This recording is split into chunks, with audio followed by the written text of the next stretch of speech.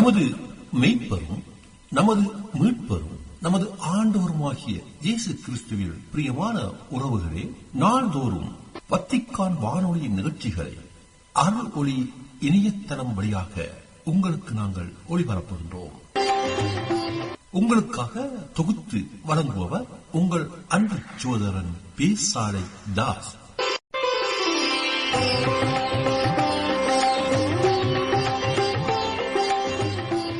லௌதேத்தூர் இயேசுஸ் கிறிஸ்துஸ். இயேசு கிறிஸ்துவுக்கு புகழ். தமிழ் கூறும் நல்லுலகில் வாழும் அனைத்து அன்புள்ளங்களுக்கும் வத்திக்கான் வானொலியின் வணக்கம். இறைவன் உங்கள் உள்ளத்தையும் இல்லத்தையும் தன் அன்பாலும் அருளாலும் அமைதியாலும் இன்றும் என்றும் நிரப்புவாராக.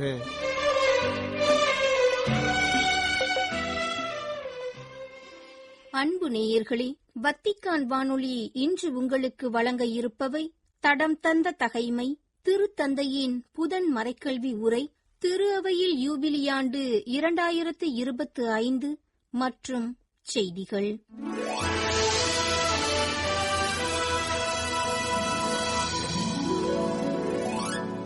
தடம் தந்த தகைமை. இஸ்ரேலரை கணக்கெடுத்த அரசர் தாவீது.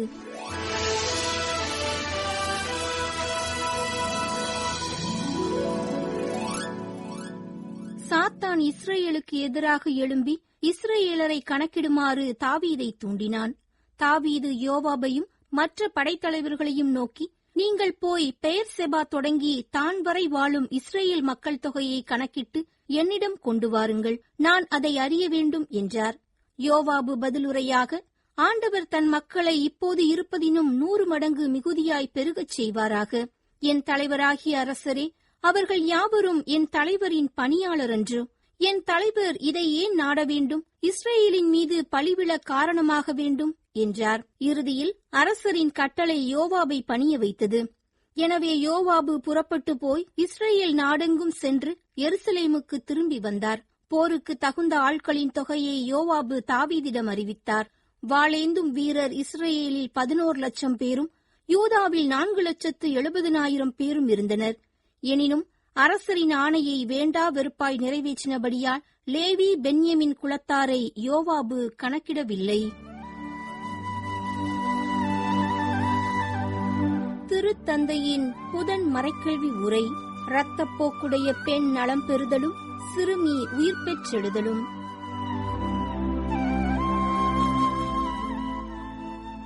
ஜூன் 25 புதன்கிழமை வத்திக்கான் தூய பேதுரு பெருங்கோவில் வளாகத்தில் கூடியிருந்த திருப்பயணிகளுக்கு மார்க்கு நற்செய்தியில் இடம்பெறும் இரத்தப்போக்குடைய பெண் நலம் பெறுதலும் சிறுமி உயிர்த்தெழுதலும் என்ற பகுதி குறித்த கருத்துக்களை மறைக்கல்வி உரையாக வழங்கினார் திருத்தந்தை 14ஆம் லியோ.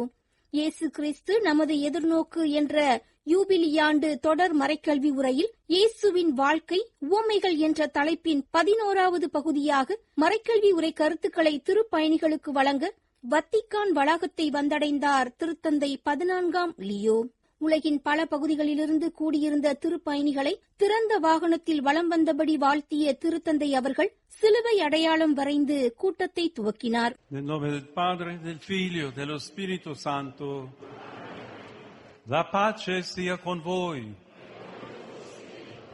அதன்பின் மார்க்கு நற்செய்தியில் உள்ள இரத்தப்போக்குடைய பெண் நலம் பெறுதலும் சிறுமி உயிர் பெற்றெழுதலும் என்ற பகுதியின் கீழ் உள்ள இறை வார்த்தைகள் பல்வேறு ஐரோப்பிய மொழிகளில் வாசித்தளிக்கப்பட்டன. But the woman, knowing what had happened to her, came in fear and trembling, fell down before him and told him the whole truth. இரத்தப்போக்குடைய அப்பெண் தமக்கு நேர்ந்ததை அறிந்தவராய் அஞ்சி நடுங்கிக் கொண்டு இயேசு முன் வந்து விழுந்து நிகழ்ந்தது அனைத்தையும் அவரிடம் சொன்னார். இயேசு அவரிடம், மகளே, உனது நம்பிக்கை உன்னை குணமாக்கிற்று, அமைதியுடன் போ, நீ நோய் நீங்கி நலமாயிரு என்றார். அவர் தொடர்ந்து பேசிக் கொண்டிருந்தபோது தொழுகை கூட தலைவருடைய வீட்டிலிருந்து ஆட்கள் வந்து அவரிடம், உம்முடைய மகள் இறந்து விட்டாள், போதகரை ஏன் இன்னும் தொந்தரவு செய்கிறீர் என்றார்கள். அவர்கள் சொன்னது இயேசுவின் காதில் விழுந்ததும் அவர் தொழுகை கூட தலைவரிடம், அஞ்சாதீர், நம்பிக்கையை மட்டும் விடாதீர் என்று கூறினார். இறை வார்த்தைகள் வாசிக்கப்பட்டதை தொடர்ந்து திருத்தந்தை 14ஆம் லியோ அவர்கள் தனது மறைக்கல்வி உரை கருத்துக்களை திருப்பயணிகளுக்கு எடுத்துரைத்தார். திருத்தந்தையின் மறைக்கல்வி உரைக்கு இப்போது நாம் செவி சாய்ப்போம். Cari fratelli e sorelle, anche oggi meditiamo sulle guarigioni di Gesù come segno di speranza. அன்பான சகோதர சகோதரிகளே, எதிர்நோக்கின் அடையாளமாக இருக்கும் இயேசுவின் குணப்படுத்துதல்களை பற்றி இன்றும் நாம் தொடர்ந்து சிந்திப்போம். ஒருவருடன் நாம் நட்புறவு கொள்ளும் போது நாம் அனுபவிக்கக்கூடிய ஆற்றலானது இயேசுவிடம் உள்ளது. வாழ்க்கையை மிகவும் கடினப்பட்டு வாழும் நிலையானது நமது காலத்தில் ஒரு பரவலான நோயாக இருக்கின்றது. யதார்த்தமான வாழ்வு என்பது மிகவும் சிக்கலானதாகவும் கனமானதாகவும் எதிர்கொள்ள மிகவும் கடினமானதாகவும் நமக்கு தெரிகிறது. எனவே நமக்குள் நாமே நம்மை மூடிக்கொண்டு நாம் விழித்தெழுந்தால் வாழ்க்கை விடயங்கள் வித்தியாசமாக இருக்கும் என்ற மாயையின் கீழ் உறங்கி விடுகின்றோம். இயேசுவுடன் சேர்ந்து நாம் நமது வாழ்வை நன்றாக வாழ முடியும் என்ற யதார்த்தத்தை நாம் எதிர்கொள்ள வேண்டும். சில சமயங்களில் மற்றவர்களை முத்திரை குத்த விரும்புபவர்களின் தீர்ப்பால் நாம் தடுக்கப்பட்டதாக உணர்கிறோம். Quella di una ragazza di 12 anni che è a letto malata e sta per morire. Mark நற்செய்தி எடுத்துரைக்கும் இந்த நிகழ்வுகளில் இச்சூழல் பின்னி பிணைந்துள்ளதை நாம் காண முடிகின்றது. ஒருவர் 12 வயதுடைய சிறுமி படுக்கையில் நோய்வாய்ப்பட்டு இறக்கும் நிலையில் இருக்கின்றார். மற்றொருவர் இரத்தப்போக்கினால் 12 ஆண்டுகளாக வருந்தி குணமடைவதற்காக இயேசுவை தேடிச் செல்லும் பெண். இந்த 2 பெண்களுக்கும் மத்தியில் நற்செய்தியாளர் மார்க்கு சிறுமியின் தந்தையை பற்றி எடுத்துரைக்கின்றார். தொழுகை கூட தலைவரான யாயிர் என்னும் அந்த நபர் தனது மகளின் நோயை பற்றி வருந்தி புலம்பி வீட்டிலேயே இருக்கவில்லை. மாறாக இயேசுவிடம் உதவி கேட்க அவரை நாடி வீட்டை விட்டு வெளியே வருகின்றார். தொழுகை கூட தலைவராக இருந்தாலும் தனது தகுதியை முன்னிறுத்தி எந்த கோரிக்கைகளையும் அவர் இயேசுவின் முன் வைக்கவில்லை. காத்திருக்க வேண்டிய சூழலிலும் கூட பொறுமையை அவர் கைவிடவில்லை. இயேசுவோடு அவர் தொடர்ந்து பேசிக் கொண்டிருந்த பொழுது தொழுகை கூட தலைவருடைய வீட்டிலிருந்து ஆட்கள் வந்து அவரிடம், உம்முடைய மகள் இறந்துவிட்டால் போதகரை ஏன் இன்னும் தொந்தரவு செய்கிறீர் என்று கூறிய போதும் கூட தனது நம்பிக்கையில் தொடர்ந்து உறுதியாக இருக்கின்றார். இயேசுவுடனான இந்த தந்தையின் உரையாடல் இரத்தப்போக்குடைய பெண்ணால் குறுக்கிடப்படுகிறது. அவர் இயேசுவை அணுகி அவரது மேல் ஆடையை தொடுகிறார். அப்பெண் எடுத்த துணிச்சலான முடிவு அவருடைய வாழ்க்கையையே மாற்றுகிறது. இயேசுவை சுற்றியிருந்த மக்கள் எல்லாரும் அவரை தூரமாக நிற்கவும் அவரது பார்வையிலிருந்து விலகி இருக்கவும் தொடர்ந்து கூறிக்கொண்டே இருந்த நிலையில் அவர் துணிச்சலுடன் இயேசுவின் ஆடையை தொடுகின்றார். தன்னை தனிமைப்படுத்திக் கொள்ளவும் மறைத்துக் கொள்ளவும் பிறர் வலியுறுத்திய நிலையில் அனைவர் முன்பாகவும் வந்து நிற்கும் துணிவு பெறுகின்றார் அப்பெண்.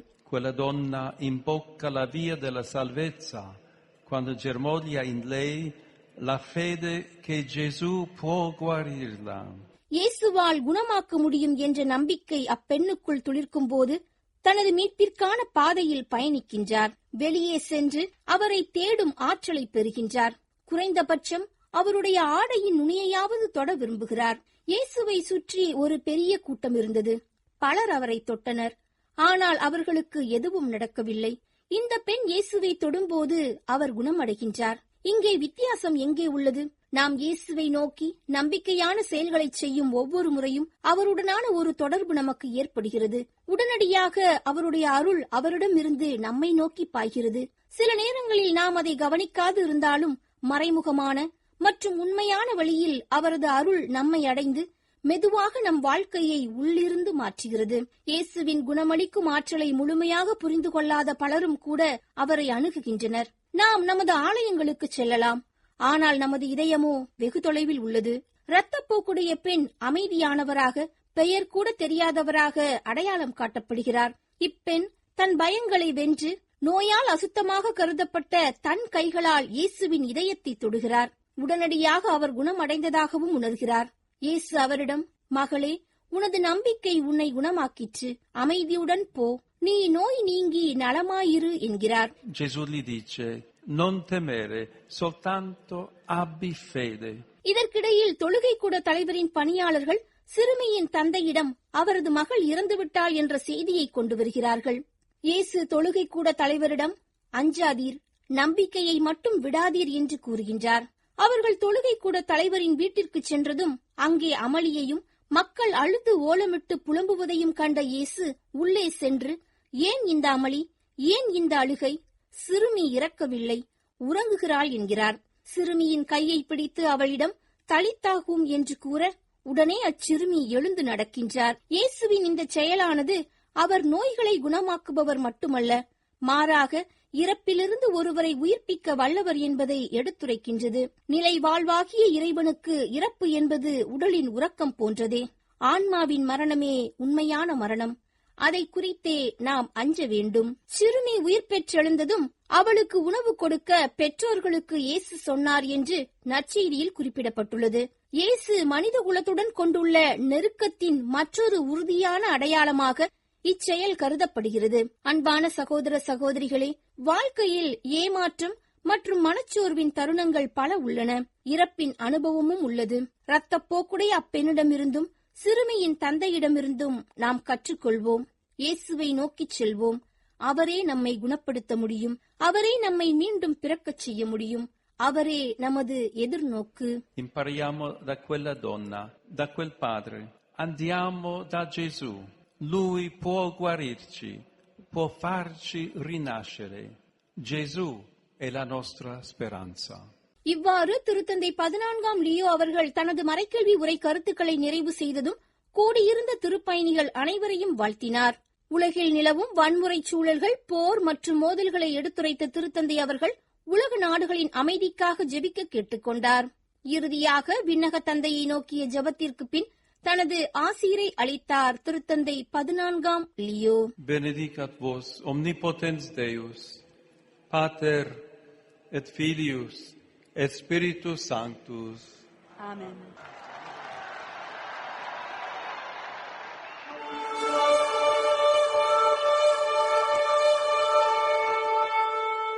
திரு அவையில் யூபிலியாண்டு 2025 அருள் பணியாளர்கள் மற்றும் ஆயர்களுக்கான யூபிலி.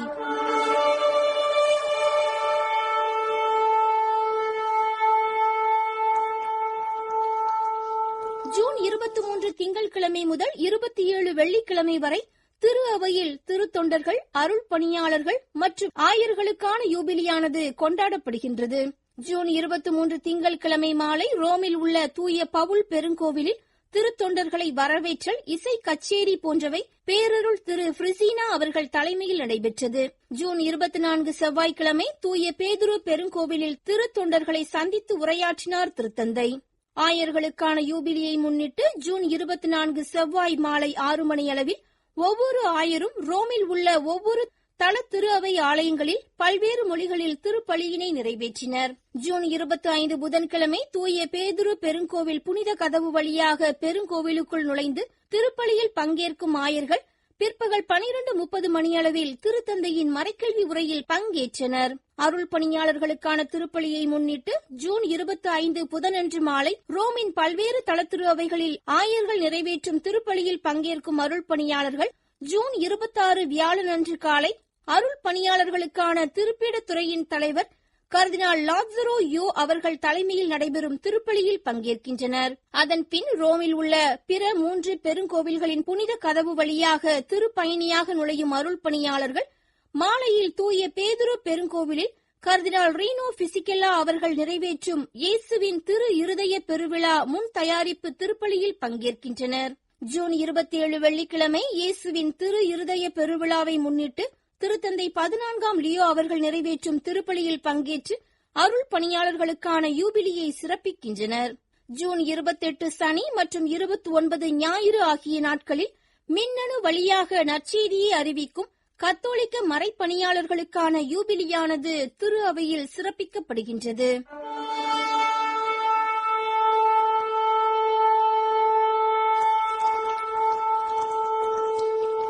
இரத்தப்போக்குடைய பெண் நலம் பெறுதலும் சிறுமி உயிர் பெற்றெழுதலும் என்ற தலைப்பில் திருத்தந்தையின் புதன் மறைக்கல்வி உரை, அருள் பணியாளர்கள் மற்றும் ஆயர்களுக்கான யூபிலி என்ற தலைப்பில் திரு அவையில் யூபிலியாண்டு 2025 எனும் நிகழ்வுகளை இன்று உங்களுக்கு வழங்கியது வத்திக்கான் வானொலி.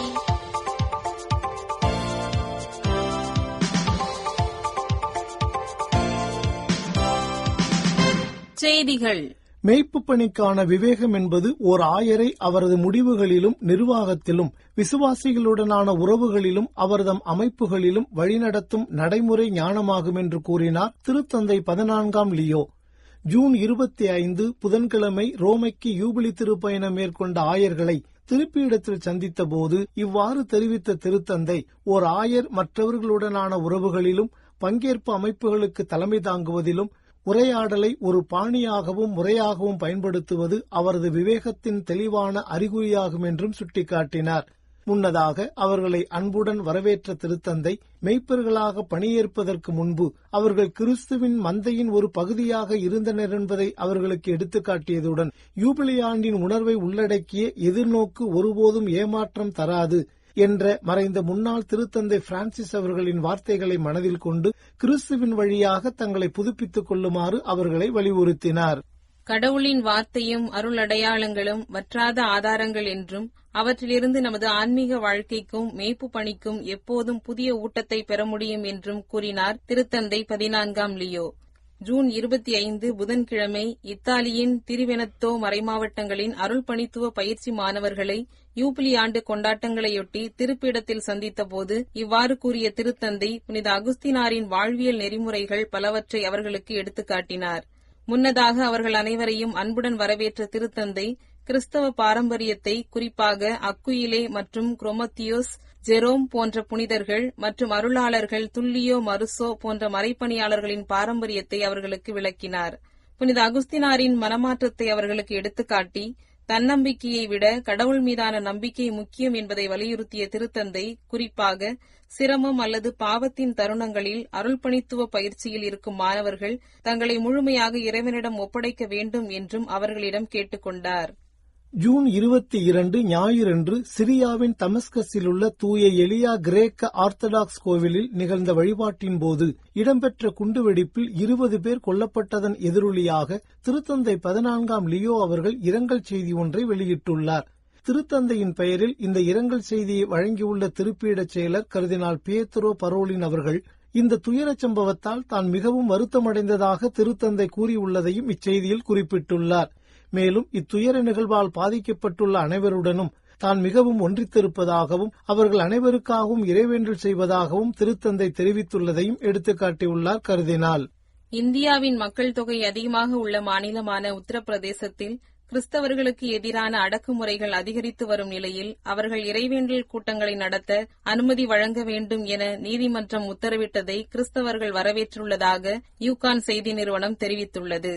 அலகாபாத் உயர்நீதிமன்றத்தின் 2 நீதிபதிகள் கொண்ட அமர்வு ஜூன் 20 அன்று இறைவேண்டல் கூட்டங்களை நடத்துவது தொடர்பாக கிறிஸ்தவர்கள் அளித்த மனுக்களை பரிசீலனை செய்து உள்ளூர் காவல்துறையின் கருத்தை பெற்ற பிறகு சட்டத்தின்படி முடிவு செய்ய வேண்டும் என்று நீதிமன்றம் தெரிவித்துள்ளதையும் அச்செய்தி நிறுவனம் எடுத்துக்காட்டியுள்ளது. இறைவேண்டல் கூட்டங்களை நடத்த உள்ளூர் காவல்துறை அனுமதி மறுத்ததால் உயர்நீதிமன்றத்தை நாடும் நிலை ஏற்பட்டது என்று மனுதாரர்களில் ஒருவரான போதகர் சுரேஷ்குமார் தெரிவித்ததையும் எடுத்துக்காட்டியுள்ளது அந்நிறுவனம். காவல்துறையினர் எந்தவொரு விசாரணையுமின்றி இறைவேண்டல் கூட்டங்களை நடத்துபவர்களையும் விசுவாசிகளையும் கைது செய்து சிறையில் அடைப்பது வழக்கமான ஒன்றாகவே உள்ளது என்றும் தனது வருத்தத்தை அச்செய்தி நிறுவனத்திடம் பதிவு செய்ததாகவும் கூறப்பட்டுள்ளது. இவ்வாண்டு மார்ச் 28 அன்று மியான்மரின் சாங்காய் மந்தாலே பகுதியில் இடம்பெற்ற நிலநடுக்கத்தில் ஏறக்குறைய 5000 பேர் உயிரிழந்ததை அடுத்து போர் நிறுத்தம் நடைமுறையில் இருப்பதாக ராணுவ அரசு பலமுறை உறுதியளித்திருந்த போதிலும் வான்வழி தாக்குதல் தொடர்ந்து இடம்பெற்றதன் காரணமாக 471 மக்கள் கொல்லப்பட்டுள்ளனர் என்று அந்நாட்டின் தேசிய ஒன்றிய அரசு குற்றம் சாட்டியுள்ளதாக யூகான் செய்தி நிறுவனம் தெரிவித்துள்ளது. மியான்மர் தேசிய ஒன்றிய அரசின் அறிக்கையின்படி இந்த தாக்குதல்களில் 931 பொதுமக்கள் காயமடைந்துள்ளனர் என்றும் இதில் 133 பேர் குழந்தைகள், 212 பேர் பெரியவர்கள் என்றும் தெரிவித்துள்ளது. இந்நிலையில் பாதுகாப்பில்லாத மியான்மர் மக்கள் எங்கே தஞ்சம் தேடுவது என தெரியாமல் தவிக்கிறார்கள் என்று மந்தாலே உயர்மறை மாவட்ட முதன்மை குரு அருள்பணியாளர் பீட்டர் செயின் அவர்கள் கவலை தெரிவித்துள்ளதாக மேலும் அச்செய்தி நிறுவனம் உரைக்கின்றது. மியான்மரின் ராணுவ ஆட்சியில் ஏறக்குறைய 35 லட்சம் மக்கள் உள்நாட்டிற்குள்ளேயே புலம்பெயர்ந்தோராக வாழும் நிலைக்கு தள்ளப்பட்டுள்ளதையும் அருள்பணியாளர் பீட்டர் செயின் அவர்கள் அச்செய்தி நிறுவனத்திடம் கூறியுள்ளார். இத்துடன் வத்திக்கான் வானொலியின் தமிழ் ஒலிபரப்பு நிறைவு பெறுகின்றது. உங்கள் செவிமடுத்தலுக்கு நன்றி. வணக்கம். வணக்கம். இதுவரையும் நீங்கள் செவியுற்றது வத்திக்கான் வானொலியின் இன்றைய நிகழ்ச்சிகள்.